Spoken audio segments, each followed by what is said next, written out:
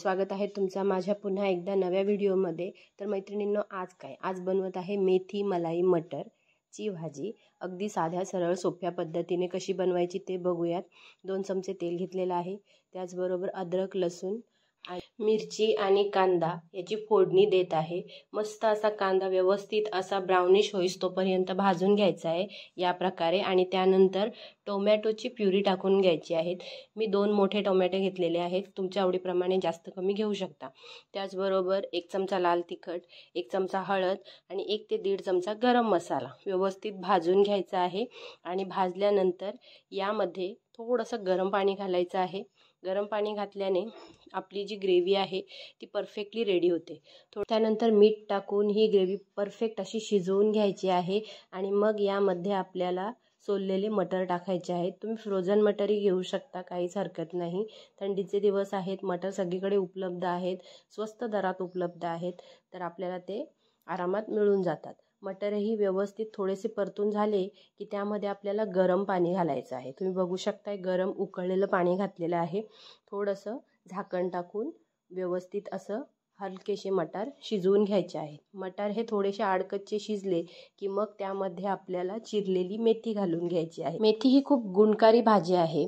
वजन नियंत्रणात ठेवण्यासाठी, रक्तातील कोलेस्ट्रॉलचे प्रमाण कमी करण्यासाठी, आयर्न शरीरामध्ये मिळवण्यासाठी, रक्त तयार होण्यासाठी, तसेच केस गळती दूर करण्यासाठी, डायबिटीज नियंत्रणात ठेवण्यासाठी, त्वचेच्या समस्या असतील तर या सगळ्यांसाठी मेथी खूप फायदेशीर ठरत असते।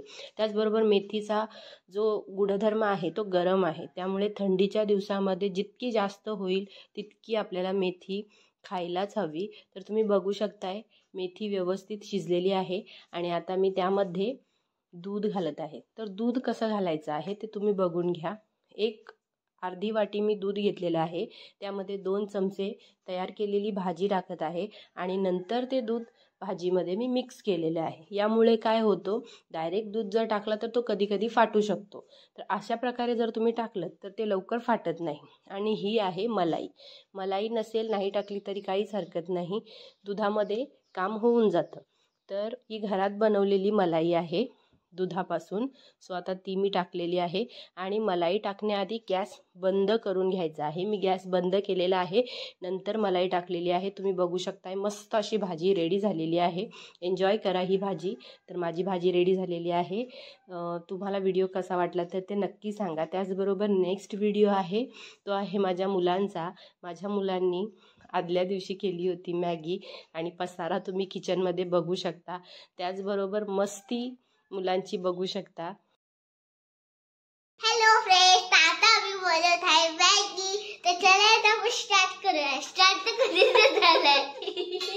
तर आजची रेसिपी मुलांची मस्ती, मुलांची रेसिपी कशी वाटली मला कमेंट करून नक्की सांगा। भेटूयात नेक्स्ट व्हिडिओमध्ये, तोपर्यंत मस्त राहा, खुश राहा, आनंदी राहा। Good bye.